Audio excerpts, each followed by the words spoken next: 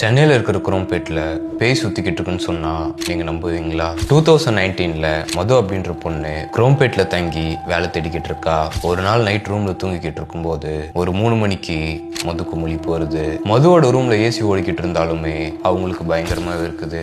சரி ஓகேன்னு சொல்லி ஹாலுக்கு வந்து அங்கே இருக்கிற சோஃபாவில் படுக்கிறாங்க. அவங்களுக்கு பக்கத்தில் இருக்கிற விண்டோ லைட்டாக ஓப்பனில் இருக்கு. இவங்க அந்த விண்டோ வழியாக பார்க்கும்போது ஆப்போசிட்டில் இருந்த செவுத்து மேலே ஒரு கருப்பு உருவம் உக்காந்துட்டு காலை ஆட்டிக்கிட்டு இருக்கு. இதை பார்த்ததும் அவங்க பயங்கரமா பயந்துடுறாங்க. மது உடனே ஜன்னலை சாத்திட்டு சோஃபால படுத்து தூங்க ஆரம்பிக்கிறாங்க.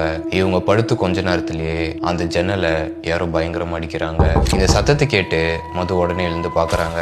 அப்போ அந்த ஜன்னலுக்கு வெளியே ஒரு கருப்பு உருவம் நின்றுகிட்டு இருக்கு. இவங்களுடைய விண்டோ கொஞ்சம் பிளர்ரா இருக்கிறதுனால வெளியே இருக்கிறது மனுஷனா இல்ல பேயான்றது மதுவால கண்டுபிடிக்க முடியல. இவங்க அந்த கருப்பு உருவத்தை பார்த்துட்டு நின்றுட்டு இருக்கும் போதே அந்த உருவம் மறுபடியும் அந்த ஜன்னலை ஓங்கி அடிக்குது. மது உடனே அவங்க ரூம்குள்ள ஓடி போய் டோரை லாக் பண்ணிட்டு படுத்து தூங்கிடுறாங்க. ஸோ இப்போ நீங்க சொல்லுங்க, அந்த கருப்பு உருவம் மனுஷனா இருக்குமா இல்லை பேயா இருக்குமா? கமெண்ட்ல சொல்லிடுங்க. தென் இது நம்ம ஃபாலோவர் சொன்ன ஸ்டோரி தான். இதே மாதிரி ஹாரர் இன்சிடென்ட் எதனா உங்களோட லைஃப்ல நடந்திருந்தா என்கிட்ட ஷேர் பண்ணிக்கோங்க. தென் இதே மாதிரி நிறைய ஹாரர் ஃபீலிங்ஸ் எக்ஸ்பீரியன்ஸ் பண்ணணும்னு நினச்சிங்கன்னா மறக்காம ஃபாலோ பண்ணிக்கோங்க. அண்ட் அடிக்கடி பேயை பற்றியே பேசிக்கிட்டு இருக்கிற உங்களோட ஃப்ரெண்டுக்கு இந்த வீடியோ ஷேர் பண்ணிடுங்க. ஓகே, பாய்.